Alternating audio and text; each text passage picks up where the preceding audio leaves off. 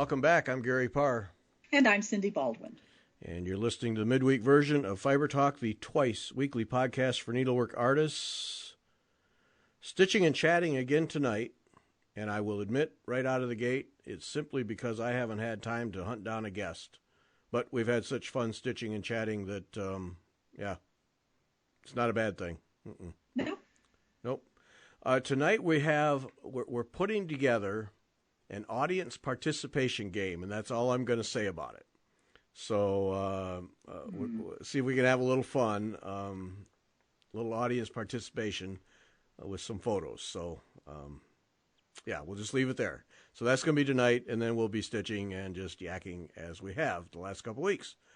Thread Talk next week with Kathy Ray. She will be back next Wednesday, 8 o'clock Eastern Time on the YouTube channel, the same time Stitch Hour is every week. And so we'll be doing some thread talking. And Sunday, Mary Corbet joins us. Always a treat. Always a treat to have Mary. 7 times with Mary. So Wow. Never dull. Not even for a second dull on that. Mm-mm. That woman is an endless library of information. Yep. Absolutely. Yeah. So that's always fun. So that'll be Sunday. Cool. It will. Okay, so here's my experience, my local needlework store experience. I'm putting together Gay Ann Rogers' Lady Mary project because I want to add that to the Lady Edith on the wall. Right. It's the Downton Abbey women. Yep. And she has and so there's the Dowager Queen or whatever it is the third one. And I then, saw that. Yeah, and then now she has one Dowager at Night, which is all jewels. Oh, yeah. Yeah. So if you're interested in that, go to Gay Ann Rogers' thing, and from her sale, it's the last secret window. You click on that, and then you can let her know that you're interested in that. And that's one I'm pretty sure you'll have to buy a kit because of all the beads and whatnot that are in it. But anyway, so I'm putting this together. And I've had the chart for some time, but didn't ever kit it. Now there's some grammar for you. Didn't ever kit it. How about that? Yeah, I do words for a living. And you're an editor. Yeah. I never kitted it, and it has opened my eyes a bit when you get something like that and sit on it for a while. Yeah. Because threads go out of production. Mm-hmm. So two stories about this, because threads have gone out of production, and or in the case of Kreinik threads, they're just having trouble keeping up, and right. Welcome to the club. So one of the threads that is either out of production or very hard to find is a Rainbow Gallery thread called Fur Fuzz Fun, and it's a mohair thread. And it seems really out of character for Gay Ann Rogers to use a fuzzy thread. And this stuff looks from the pictures like really fuzzy. Couldn't find it anywhere. Turned out I was spelling it wrong, but you'd think Google would cover my butt on that, but it didn't. And then I started to find it, but still could not find somebody who had it. So I just posted a Needlepoint Nation and said, somebody help me. Well, Donna LaBranch, Waste Not Needlepoint, to the rescue. She had it, not only had it, but posted a picture so I could see what it was. So I called the next day, and bingo, they're in the mail. And I did the thing, which is probably, it's why our stashes get so big, is I said, because they had I just needed one card of each. And the piece is like all of 8 inches square. So I probably need a foot out of each card.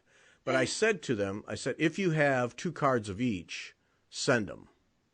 Because, I just detest having to scrimp and, am I going to make it? Am I going to have enough? So, I found it.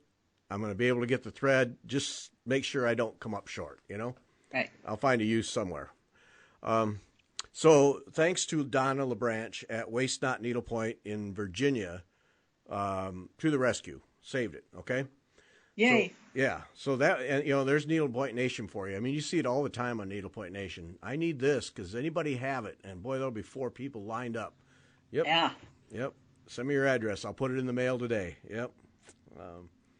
So thank you, Donna, and the lady I talked to who helped me with the order, because I forget her name now, but anyway, she answered the phone, and this way I'm, oh yes, and then I hear in the background Donna says, "Hi, Gary." So that was kind of fun. But then the other one was some Krynic threads, and a braid, 2 braids, and a ribbon.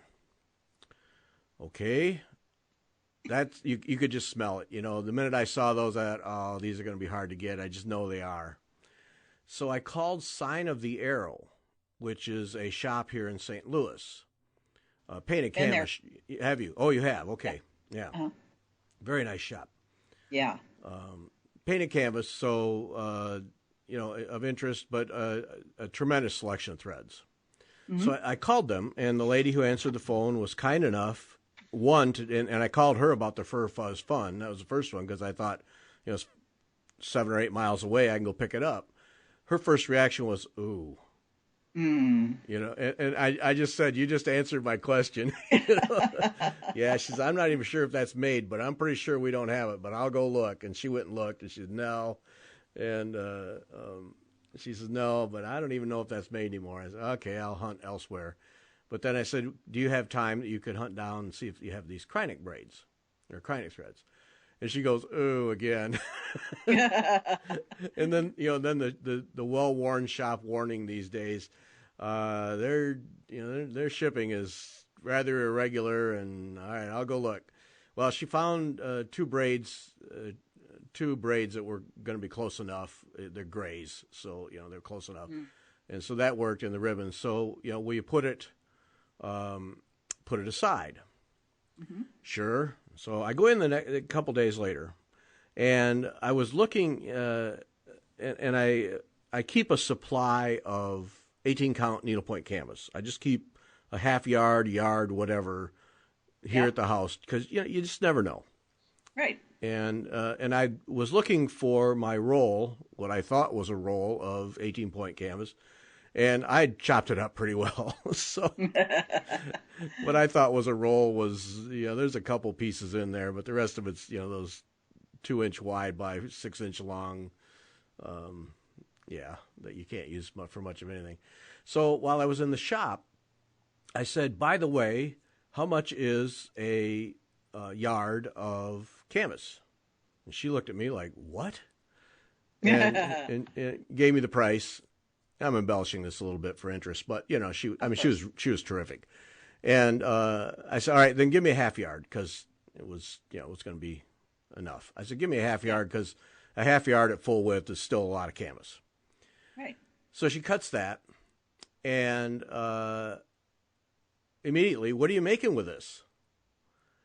And I said, nothing at the moment. I just like to have a chunk of canvas on a shelf at home, so when I want canvas, I don't have to go get it. And and then we get up to the counter, and there's another lady there. What are you making with that? Nothing. I'm just basically restocking the shelf, And I'm sure they wondered if I was nuts or whatever. First a male in the needlepoint shop, and right. And then what's he doing with this? Like I'm going to go build a wall or something with it. But no, and I just said I just like to keep it around, and I just like to have it. And I've got a big chunk of Congress cloth, and I have some linen pieces that are neutral that can be used for most things, and I just like to have it. I've had more than one instance where a chart comes up, or I trip over a chart I already own. Hey, I'm going to do that. And now I got to do all the shopping. And the first thing is, can you get the linen? No, I have it right here. Cut a piece. Let's go. So. Yep. So I do the same thing. I have pink, aquamarina, and orange and black canvas, 18-count canvas. I've got ivory. I think I've got some white I've got gray, I've got lavender. I don't have a half a yard of each of those. I might buy 12 or 18 inches all the way across. Kind of depends. Usually I'll buy it when I'm going to start a project, and I just, buy a chunk. Instead of buying a piece that's exactly right for the project, I'll get the width I need and then all the way across the bolt. Okay. Yeah, okay, so I'm not nuts then. Oh, gosh, no. Okay. I've been working on the Bargello Hearts. That is a correspondence course through ANG. Our local chapter did it, I don't know, way over a year ago. I'm still working. Well, there's 20 hearts. I'm still working on them. And I need 8 by 8 piece of canvas for each one of them. And so I've got canvas. I can just whack off a chunk and, pull threads out of my stash and go to town. Yeah. Yeah. See, I think that's okay. That gives me some justification then, because I had been frustrated because with the Lady Mary thing, it requires an off-white ecru, whatever. Ivory. I think it's called ivory, but whatever, off-white. Yeah. Right. And I thought I had a chunk of that. I thought I had because that's the other color that I like to have, and I didn't. I'd used it all up. I found the last scrap, useless. Yeah. Why are you hanging on to this? We can't even use it. And so then when I ordered the threads from the main threads from Stitchville, then please send me a 10 by 10 inch piece of ivory, and all the while kicking myself that I didn't have a piece I could just cut off. And okay, so because that got me to thinking: are there other things that I need to restock? Because and then wanted to ask you about that, because I think that if you're doing needlework on an ongoing basis, there are some basic things that you should have a supply of all the time. DMC white, for instance, and black. And black, yep. Yeah, and that raises the question: are there DMC colors you should always have? White, black, and ecru. Floss, pearl. I don't know. Yeah, it's hard to say. Many years ago, I was pretty close to having a full set of DMC floss, at least one skein of each. And then I quit doing that because I ran into too many projects where I needed more and the colors didn't match because the dye lots were different. And decided at that point that, if I know I'm going to need a lot, I just buy however many skeins I need. If I know that I don't need very much, I'll use what's in my stash. Where I really use the stash a lot, and I have a pretty hefty stash. I don't know if I have as much as Beth has.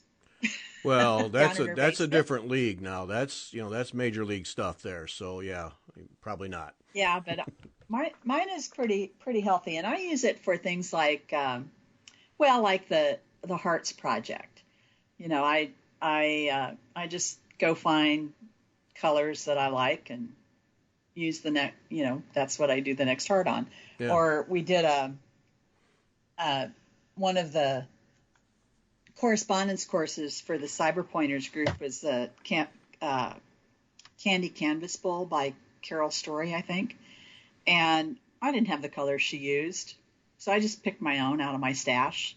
And I wasn't able to use exactly the same threads that she used because I didn't have the right colors for I started with the watercolors, a Karen thread, for the main color, and it had pinks in it, so I used a piece of pink canvas out of my stash. Yep. And just that's where the stash comes in handy, when you're just picking up a counted canvas project, and you're not going to do it in the same colors that the designers did it in.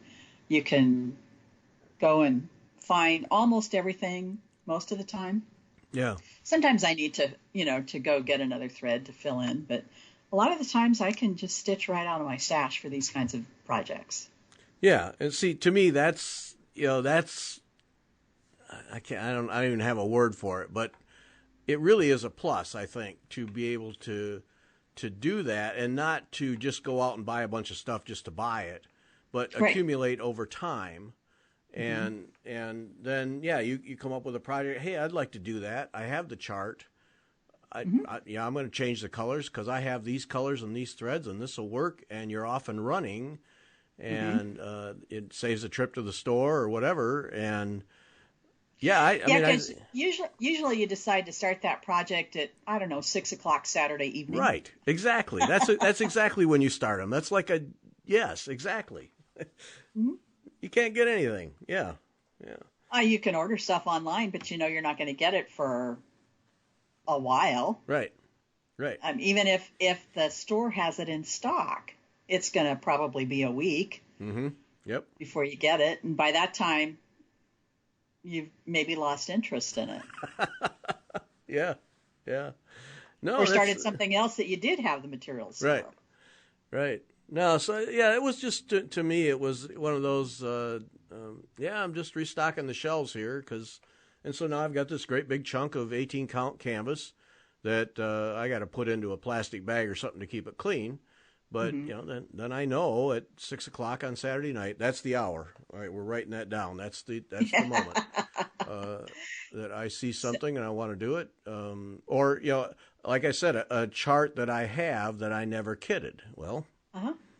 Cut off a piece of canvas. Let's go. Figure out the threads and go for it. And right. So I have a pattern for an autumn, fall kind of themed stocking. And it's a cross stitch pattern. So I went in a quilt store last week, because they had some awesome autumn, fall prints. I get their newsletter, so some pictures of some of their cool.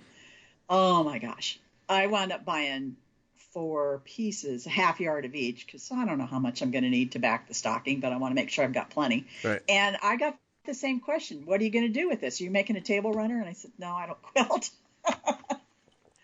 It's for my stash for finishing needlework projects. Yeah. And, I won't obviously I'll use one for the stocking, and whichever one happens to go best with the thread colors, which I didn't happen to have with me. But I know, they're oranges and browns and golds, so fall colors. And so I'll use whichever one I like best, and the other fabrics will be used to finish ornaments or other projects. Yeah. Have it sitting around. You never know. Yeah. Yep. Yeah, so I was trying to think what other things, because now I always have a good supply of needles at different sizes. I always make sure I have plenty of those. And I finished a jar of jam the other day, and it's kind of a nice jar. And I said to Mark, I saw it was sitting there in the sink to be washed out before it was thrown away. I said, no, I'm going to save that one because I keep jars. For orts?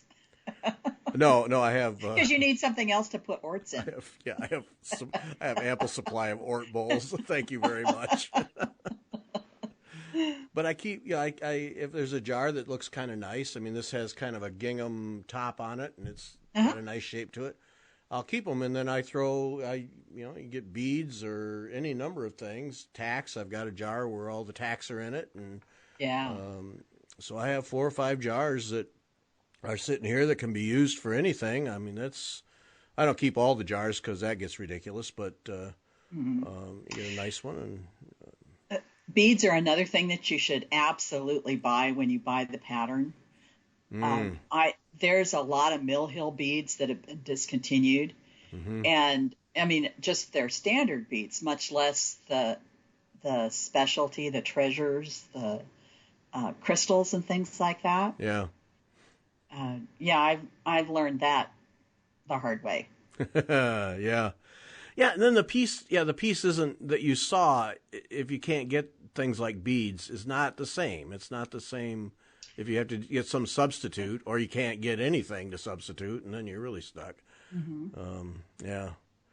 No, it's and sometimes it's just hard to find because you don't know what the color is. You know, it Mm-hmm. says Mill Hill, you know, whatever the color Oh, number yeah. is, but it doesn't say it's blue or red or purple. It just Right. has the Right. number. Yeah. So you don't know what color it was. And I think there might be some lists out there that say what old colors were. Mm-hmm. But yeah, I've just learned to buy the beads when I buy the pattern Yeah. and then keep them together. Oh, there's the other part. Thank you very Oh much. yeah. Uh-huh. Uh-huh. Yeah. Yeah. Keep them together. Yep. Yep. If I kit a chart, I will mark on the chart that it's kitted. Yep. And then everything goes in a bag, and that Mm-hmm. is also marked that it goes with X chart. And then I'm comfortable separating the two, putting the charts Mm-hmm. in a file box or something. Right. But yeah, that's a good point, because then you'll come along one day and you'll come across a bag full of threads, and what's this for? Yeah. Yeah. I mean, I've even run into that when I've ordered, you know, stuff, threads or whatever, and you know, maybe they're back ordered for a while, and then it comes and it's, ooh, what was this for? Yeah.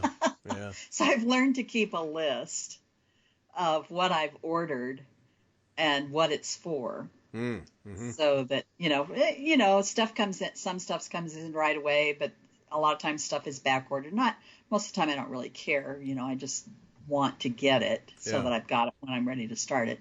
But then I forget what it was for. Mm-hmm. Yeah.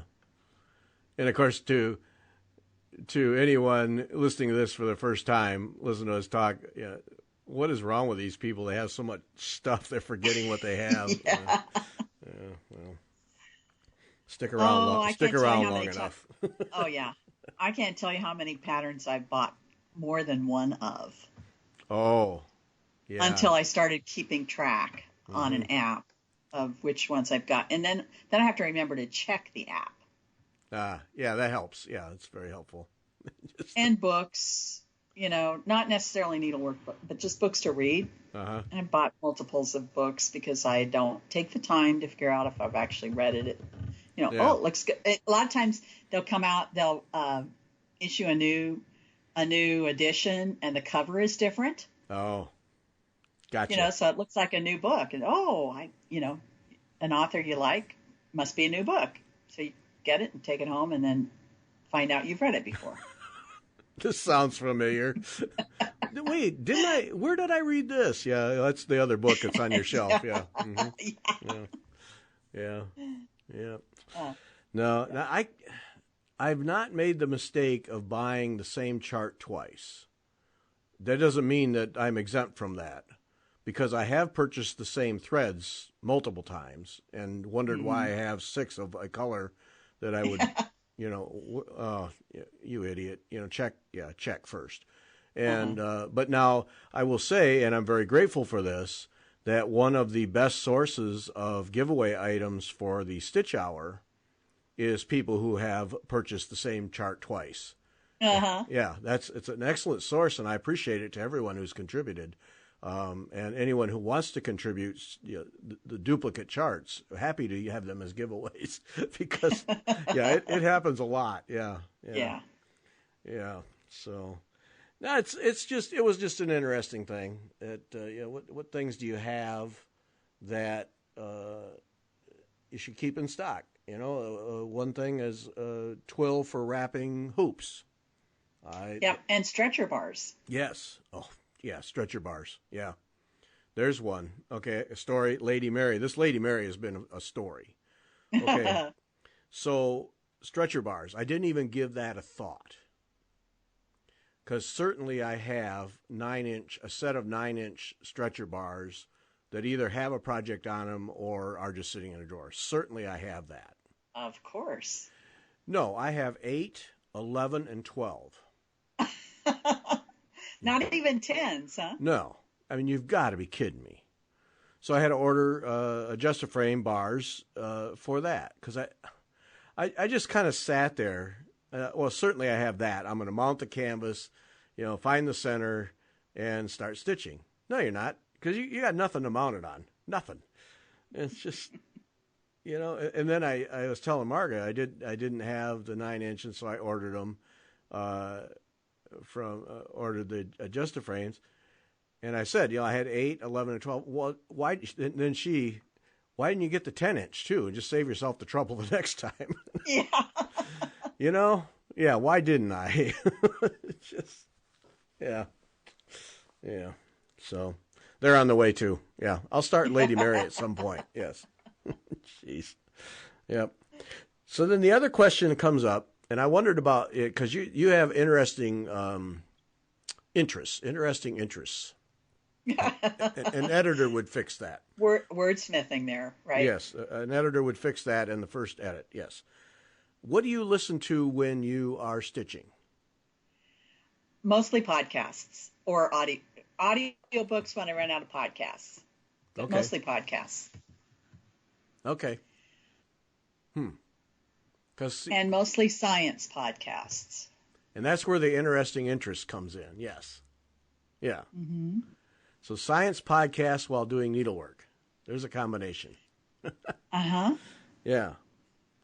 Well, my undergraduate degree is biology with a minor in chemistry. My graduate degree is in environmental health. And so science is interesting to me. Lots of different kinds of science. And I'm not good at math, but it's interesting to me to learn about, not the technical parts necessarily of science or math, but, stories about the people who, developed whatever. Yeah. Well, that's one of the beautiful things about podcasts is they've become such a thing anymore that no matter what your interest, you can find half dozen of them that will. Oh feed my that gosh, meter. yes. Yeah. Oh yeah, and I know I have probably 24 or 25 podcasts that I listen to regularly. Mm-hmm. And I know that doesn't even begin to scratch the surface of what's out there. No. If you go looking for something, you can find it. Yep. Just by putting in a couple of search words. Yeah. There's a lot of fiction stuff out there. I don't really listen. If I'm going to listen to fiction, I'll listen to an audiobook. Yeah. But there's a lot of serialized podcasts that are, different kinds of fiction, crime fiction or whatever. Yeah, I just happen to like the science stuff. Yeah, I've tried those. I can't get into them. It's funny. They amuse me because basically we've come full circle with those serialized podcasts all the way back to the original radio days. Yep. Yeah. Right. All the way back. Yeah. It entertains me in this day and age because some of them are incredibly popular. And no, folks, that's no different than the early days of radio. Right. Yeah, every Saturday night, the family would gather around to listen to the next episode of whatever. And Yep. So same thing. Yep.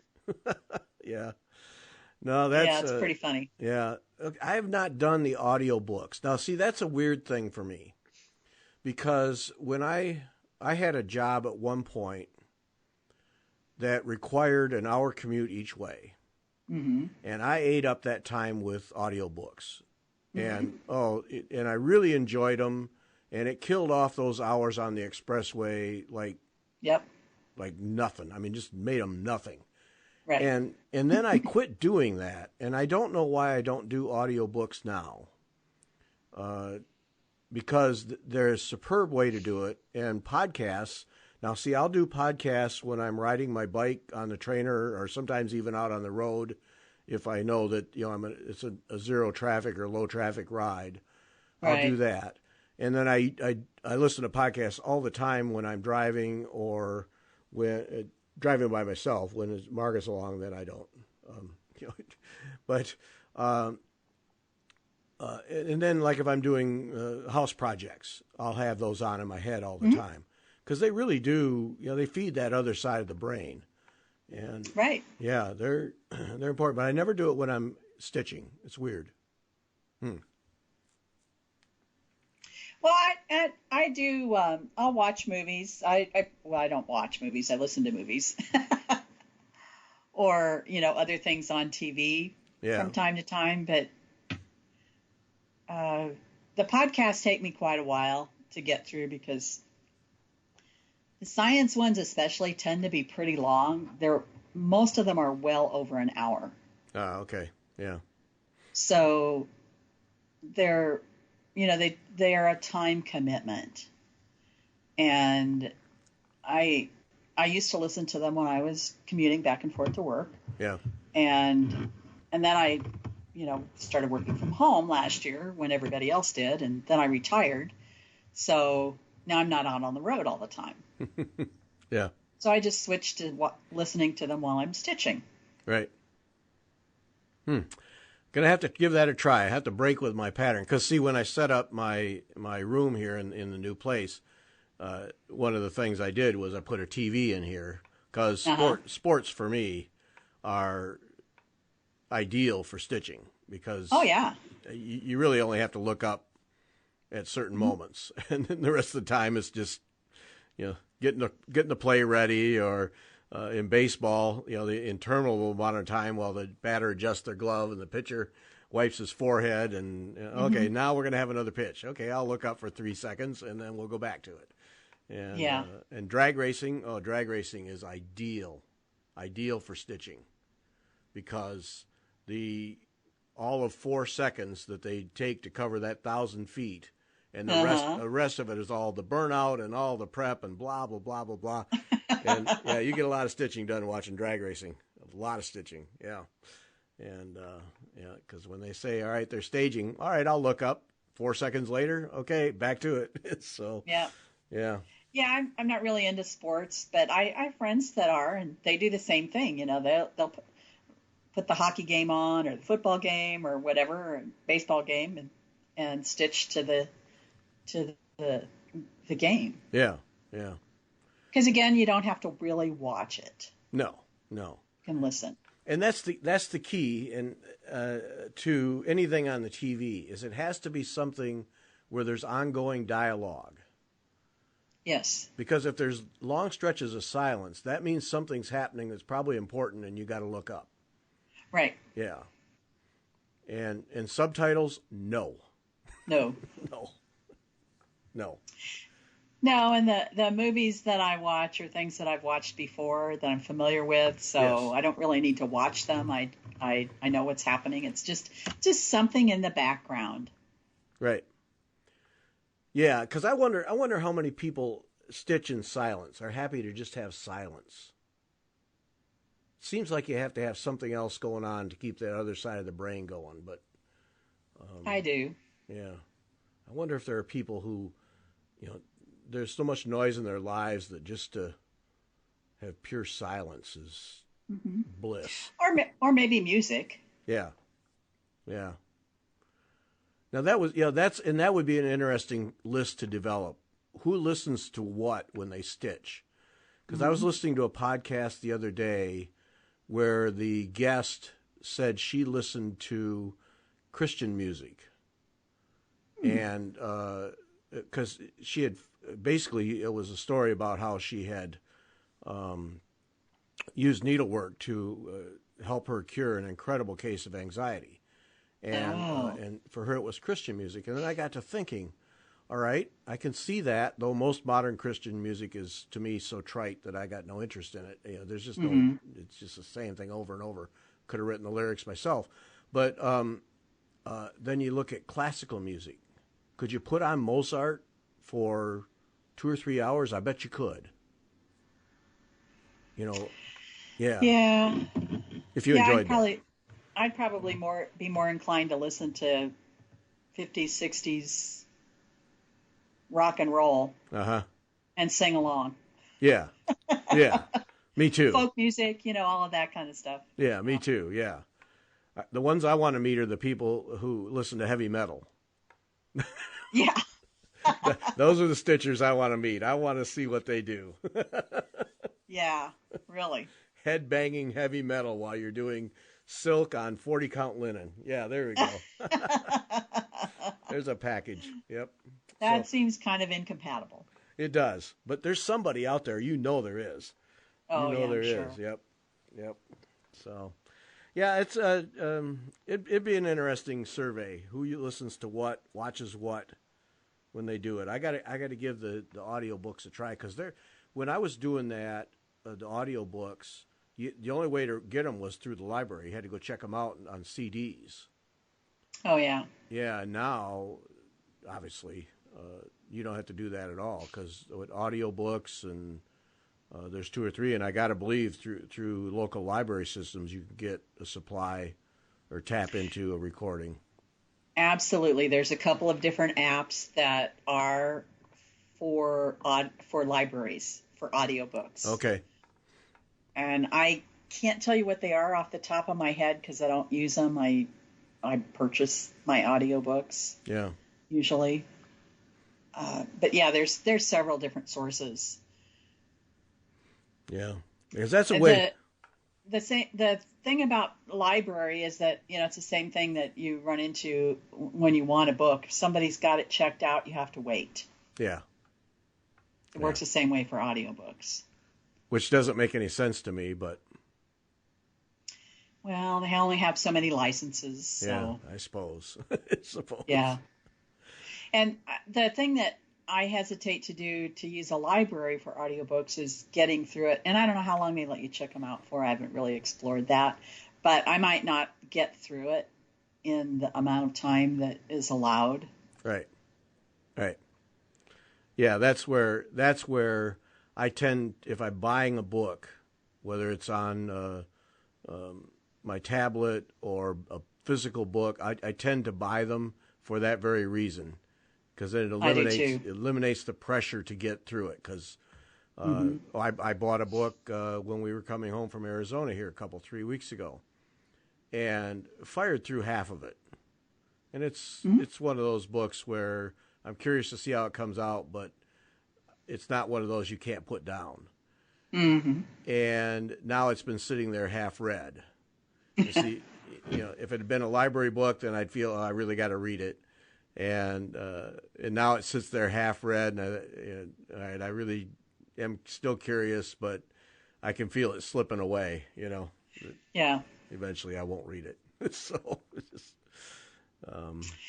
but you'll come back to it sometime and maybe start it over again to refresh your memory, and then get through it the next time.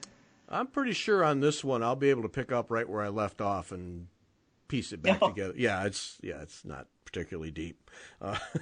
It was a good premise, but you got to deliver. You got to deliver. Yeah. And when you fall back to the old tried and true, it's a international spy mystery whatever movie or book, and when you go back to the standard trite path, it's just okay. I've read this 1,000 times, so cut new ground, please. Mm-hmm. Yep.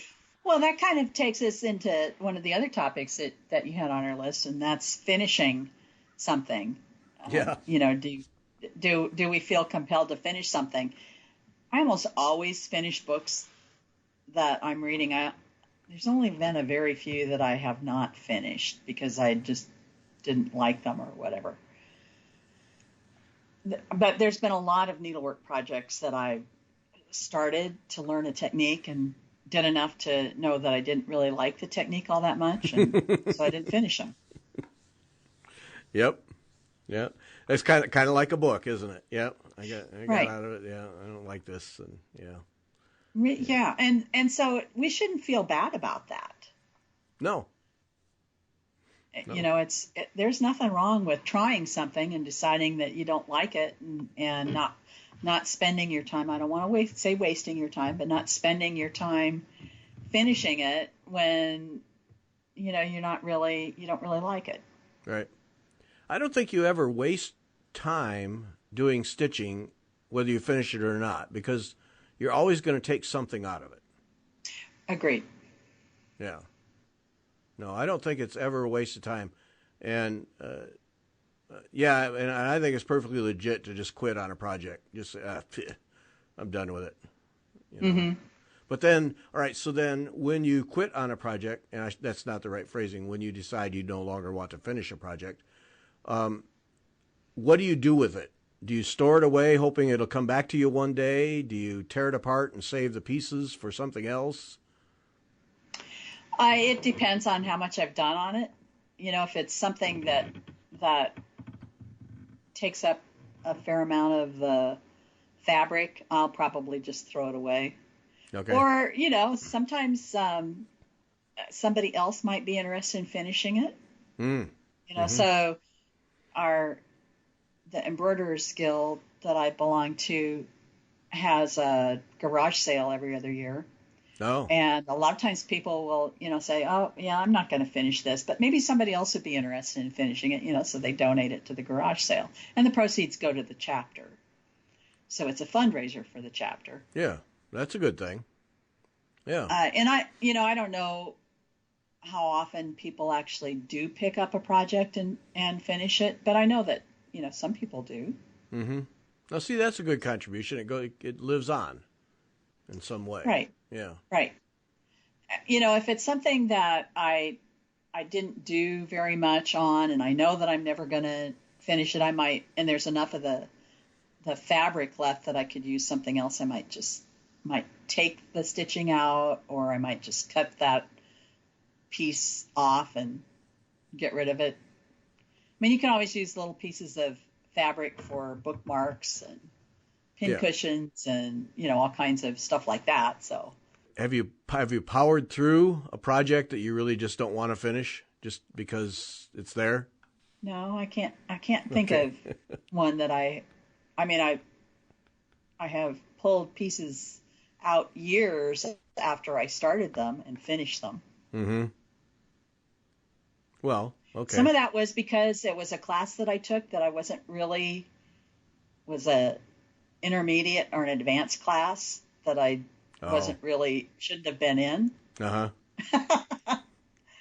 But, what the heck, I'm going to take it anyway. Right. And I need to learn more about the technique before I can go back and finish it. Yeah. Now, see, that's an interesting thing. All right, so you take a class that's a little over your head and start it, and I know how those get started. A few stitches here and there, and then it gets set aside.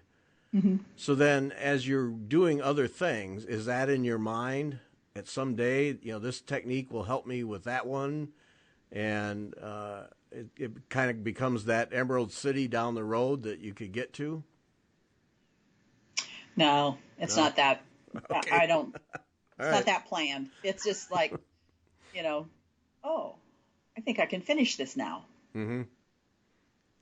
I have enough skill. I have enough practice, and so blackwork is the technique that I'm probably thinking about the most at this point, because I took a blackwork class at the first seminar, EGA seminar that I went to, and I'd never done blackwork before. I didn't know what I was doing, and it also had some gold work on it. So I did whatever we did in class, and then there was no way I could have finished it when I brought it home. Uh-huh. I needed to do more different kinds of needlework, because I'd only just joined the Embroiderers Guild when I went to seminar for the first time. Oh, okay. So after, years of being in the chapter, doing lots of different projects, small projects, for meetings, and bigger projects for correspondence courses, then I felt like I was able to go back and pull that project out and finish it. Mm-hmm. Yeah. And do the gold work and the black work. Yeah. Blackwork intrigues me. I've never done it, but I have 2 or 3 books because I'd like to give it a try, because it fascinates me how at the upper tier of that, how much you can do just simply with thread weight. Uh-huh. I mean, some of those things are just impressive. And yeah. And how they can do that, and you can't see any carried threads on the back, and it really is an interesting technique that I have on my mental list of I'm going to try that one day. I really like blackwork, and I will say that I haven't really done anything that's extremely advanced where, you're using not just different thread weights, but different, starting with a simple pattern and adding to it to make it darker. Mm-hmm. I have some patterns that do that I just haven't started. Yeah. But blackwork is fun to do. Now, you can be real picky about it and make it reversible. Some blackwork patterns are not. You can't do them reversibly. You just have to stitch them and do your best to make sure that the threads don't show through Right. where you have to carry. But reversible blackwork is a real, you really have to think about your path that you're traveling and figure it out in advance so that, it can be turned over, and it might not look exactly the same, but it's clear that there's a pattern on the back. Yeah. And I don't do that because I don't really want to spend the time working out a path ahead of time. Uh-huh. Mm-hmm. So I kind of tend to, and I don't think I've ever done anything that needed to be reversible. Yeah. I haven't done anything on clothing or anything like that. But I do follow, I think it's called Historic Handwork on Facebook. And periodically people on that will post a garment that they've done blackwork on the collar or the cuffs, or, a placket for a man's shirt or something like that. And it's really pretty amazing. Yeah, it's an interesting technique because it basically the actual stitching part is pretty simple. Uh-huh. It's the stitch path and where you put the threads, but it's not like you have to learn how to couch gold work and manage all the stiff threads or anything. But the results are just, in a lot of cases, are really stunning, really stunning. And the filling patterns are just uncountable. Yeah. Every book, I have probably 2 or 3 different books with blackwork patterns in them, and I doubt that any but the most simplest are repeated. There's just so many different kinds of patterns that you can use to fill a shape. And of course, the simplest shape is a geometric shape, a square or a triangle or a rectangle, not a triangle necessarily, but a rectangle. I've done 2 pieces that are not geometric. One is a lotus flower, and the other one is a dragon. Hmm. And in both of those cases, you draw the outline on the fabric and then do an outline stitch. On the lotus, that was the one that has the gold work around each petal. The dragon has I forget what the outline stitch is, but you outline each area and then fill in the different areas with different blackwork patterns. Mm-hmm. So that's a little more complicated because you have to transfer your outline to your fabric. It's not counted. Do you stitch that? Is that done mainly on a linen? Mm-hmm. Okay. Yeah, you could do it on Aida or a even weave. Mm-hmm. But there's times when an even weave or a linen is probably better because there might be times that you don't go exactly diagonal. Oh, okay. You can do that on Aida, but you have to be, pierce the, right. which is, a little harder to do. Yeah, you got to muscle it through. Yeah.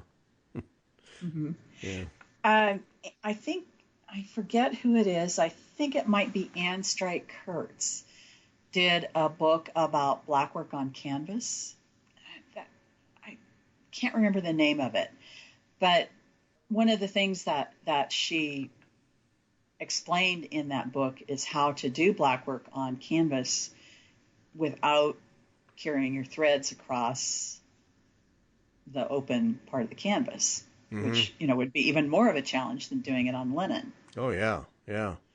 So there is a technique, and it's basically double running. But I've double running is kind of hard to do and make it straight. Sometimes it's kind of wobbly looking. Right. Backstitch is probably the easiest way to make a straight line. But in that canvas book on blackwork, what she tells you to do is you come up on, so you have to kind of feel where the thread is on the back. You come up on one side and you go down on the other side of the thread. This would be for double running. And so your stitch is angled just a little bit, and that kind of straightens it out. Oh, okay. I don't know if I described that very well, but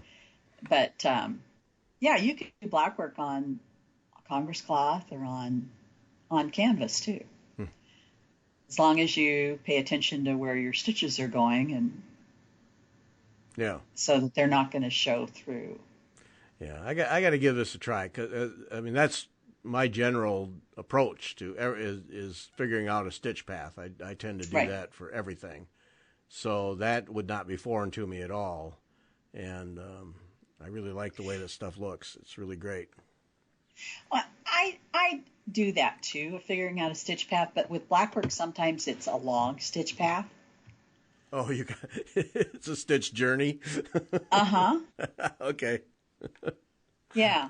So, especially with the more complicated patterns, you've got, it's not just a simple little geometric motif. Maybe you've got something that's maybe an inch or two long that you have to work your path through and figure out the branching, whatever it happens to be. It just takes a little more thought. Yeah. So it's like stitch chess. You got to plan the next 10 moves at all times. Okay.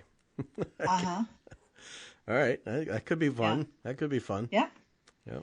So, you start out with something that's simple and figure out how to do that, and then work your way up to the more complicated things. Yeah, I think that's how I'd approach it. Just a scrap of cloth and just, grab a chart and just do some basic patterns just to get a feel for it. Yeah. So there are a couple of stitch-alongs on Facebook. Really? Yeah. Peppermint Purple has one, and the Steady Thread has another one. And I followed both of them for 2 years. I did last year's for Peppermint Purple. I haven't done the Steady Thread one yet, but both of them have really, really nice designs.